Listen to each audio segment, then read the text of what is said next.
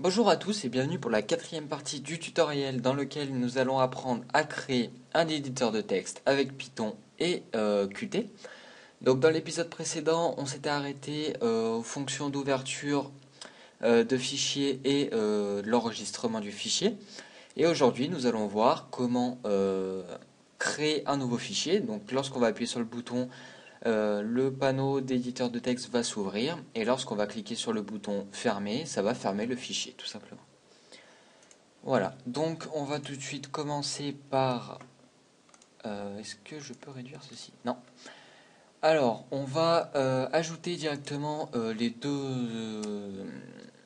deux fonctions dans init/slot_buttons. Donc on va faire self.ui.actionNewFile.triggerRed.connect self.new file, voilà, et on va copier cette ligne et on va mettre pour close. Donc ici c'est action close file et ici close file. Hop, voilà. Donc là on n'a plus qu'à créer nos deux nouvelles méthodes. Donc je vais y mettre open, on va y mettre en premier avant open. On va faire new file. Donc def new file. Et donc là on va commencer tout simplement. On va passer la variable isFileCreate à true. Donc self.isFileCreate égale true. Ensuite, on va on va appeler non, pour l'instant on peut pas l'appeler, on va le faire plus tard et on va mettre self.ui.text.show. Voilà. Donc tout simplement on passe la variable comme quoi on a créé un fichier avec le bouton nouveau et on affiche l'emplacement, on peut écrire du texte. Donc là, il n'y a pas d'attribut newFile, oui, il faut créer juste la méthode closeFile qui prend un paramètre self. Voilà. On lance et donc là, on voit bien que l'éditeur s'affiche. Ensuite, donc on pourra entrer notre texte, etc. Donc là, pour cette méthode, on va revenir dessus dans quelques secondes. Et là, on va faire donc close file. Donc pour ce faire, on va faire une vérification d'abord. On va vérifier si le contenu de notre objet texte est vide ou non. Donc s'il est vide, tout simplement, on va rien faire. Donc on n'effectuera pas d'action. Par contre, si ce n'est pas vide, on va afficher un message comme quoi est-ce qu'on est sûr de vouloir fermer le fichier. Et donc si on répond par oui, on va effacer le contenu de texte, on va cacher texte et ensuite on va renommer notre fenêtre parce que rappelez-vous, on avait donné le nom du fichier à notre fenêtre et on va passer toutes nos variables de vérification d'ouverture de fichier à false. Donc c'est parti, on se place dans close file et on fait if self.ui.text.toHTML. Donc là on récupère le contenu en HTML est égal à vide. Or self.ui.text.toPlainText égal vide. Donc toPlainText, c'est en fait on récupère le contenu de l'éditeur, enfin de l'objet texte, mais sous le format donc en plain text, pas au format HTML. Donc on peut faire une vérification en plus, c'est pas nécessaire, hein, mais on va y laisser quand même, on sait jamais.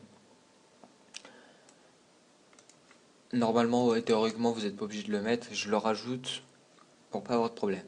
Donc si c'est vide, tout simplement, on va rien faire, donc on met l'instruction passe. Et sinon, on va faire quoi? Donc on va afficher un message box. Donc comme on avait fait pour la fermeture, sauf qu'ici ça sera pas du save file, mais ça sera juste un QMessageBox, c'est pas un QFileDialog. Donc ici on va faire une variable reply, donc pour réponse, qui va être qtgui.QMessageBox et point. Donc là on va tout simplement ajouter une petite question. Où suis-je? Là-haut. Point donc question qui prend plusieurs paramètres comme d'habitude. Donc QWidget, nous c'est self. Le premier paramètre c'est le texte à afficher. Donc ça on peut le laisser vide par défaut étant donné c'est juste en fait le nom de la fenêtre. Donc on peut mettre non, on va le laisser comme ça, c'est pas très important. Donc string, ici on va mettre êtes-vous sûr de vouloir fermer le fichier? Voilà. Donc le buttons, donc là en fait c'est des boutons de vérification. Donc si on... Oh, j'ai même pas besoin de faire ça. Donc si on regarde...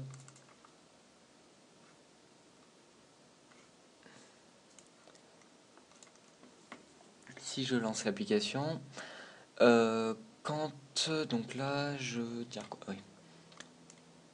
On tape du texte, peu importe, on veut fermer. Et donc ici, vous voyez le nom de la petite fenêtre. Donc vous pouvez rajouter un nom. Et après, donc les deux boutons, on a Yes et No. Par défaut, ça serait écrit Yes et No. On va laisser comme ceci. Et plus tard, on pourra traduire Yes et No en langue française. Voilà. Donc là, je mets No et je ferme. Donc buttons, on va effacer tout ça, si ça va bien, et on va rajouter un qtgui.qmessageBox.yes. Après, on va mettre virgule qmessagebox.no. qtgui.qmessageBox.no. Donc tout simplement, premier paramètre, on pourrait en passer deux. On pourrait mettre une barre et remettre qtgui.qmessagebox no. Mais en fait, la virgule sert à indiquer le bouton qui doit être par défaut sélectionné. Donc vous savez que lorsqu'on, quand on veut par exemple enregistrer un fichier ou quoi, par exemple, je vais créer un nouveau projet. On voit que par défaut, le bouton qui est présélectionné par défaut, c'est le bouton Next ici. Donc si j'appuie sur Entrée, ça va effectuer Next, tout simplement. Donc c'est une méthode pour avoir le bouton survolé que l'on veut et pour éviter les erreurs, hein, pour pas appuyer directement sur Yes si on appuie sur Entrée. Donc là, on peut enregistrer. Donc maintenant, on va faire une vérification. Donc si on a appuyé sur le bouton Yes, donc if reply égale à qtgui.qmessagebox.yes. Donc si on a mis yes, tout simplement, self.ui.text.clear, donc on efface le contenu de notre texte edit. Ensuite self.ui.text.hide, donc on le cache. Ensuite on va changer le nom de la fenêtre, donc on va reprendre le nom par défaut de notre fenêtre. Donc self.setWindowTitle, donc là c'est self.title en paramètre title, voilà. Après, on va faire une petite vérification. Donc, si on avait un fichier qui était ouvert, on va le fermer. Donc ça, c'est une petite vérification au cas où il ne se soit pas fermé lors de l'ouverture, enfin après l'ouverture ou après la sauvegarde. Normalement, ça ne peut pas arriver, mais bon, on ne sait jamais. Donc, if self.isFileOpen égale. Donc, si un fichier est ouvert, on le ferme, donc self.file.close. Non, d'ailleurs, on n'a même pas besoin d'utiliser ça parce qu'on est sûr de l'avoir fermé dans les méthodes ici. Ouais, on est sûr, donc ça, on peut l'enlever, il n'y a pas besoin. Donc, on va juste rajouter les variables à false, donc self.isFileCreate à false et self.isFileOpen à false. Voilà. Et donc, si on a répondu no, et ben tout simplement, on fait rien. Donc, else passe. Voilà. Donc là, si je lance le programme, on peut créer un fichier. Hop. Là, on a la pop-up qui s'ouvre. Êtes-vous sûr de vouloir fermer le fichier? Donc, ouais, on va peut-être ajouter un nom parce que là, on a Python. Donc, si je fais yes, ça a bien disparu. Je recrée un fichier. Je mets no et rien ne se passe. Donc là, on va juste modifier. C'est ici. Le premier paramètre, on va juste mettre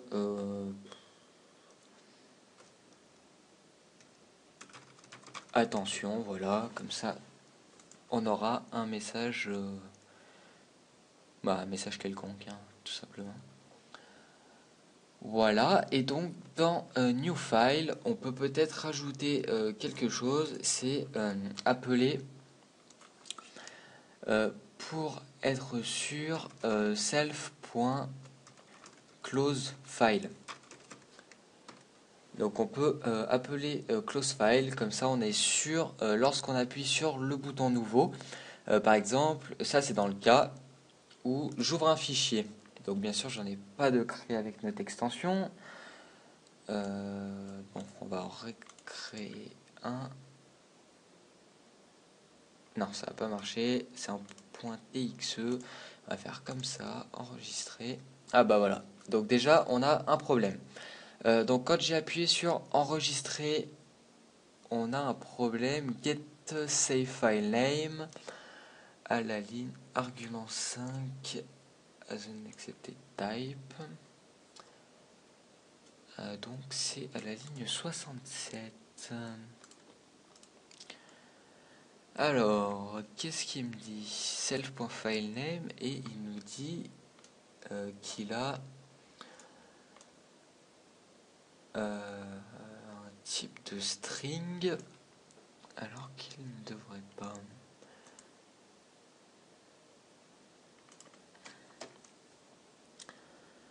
Donc c'est à sauvegarder le fichier. Donc on a bien le parent, on a bien la légende, on a bien le directory, le filtre. D'accord, donc en fait il n'y a pas de virgule. On va directement mettre ceci. Hop, voilà. Donc vous voyez hein, dans la méthode getSaveFileName, donc il faut passer le parent, donc nous c'est self, la légende, le dossier courant et le filtre d'extension.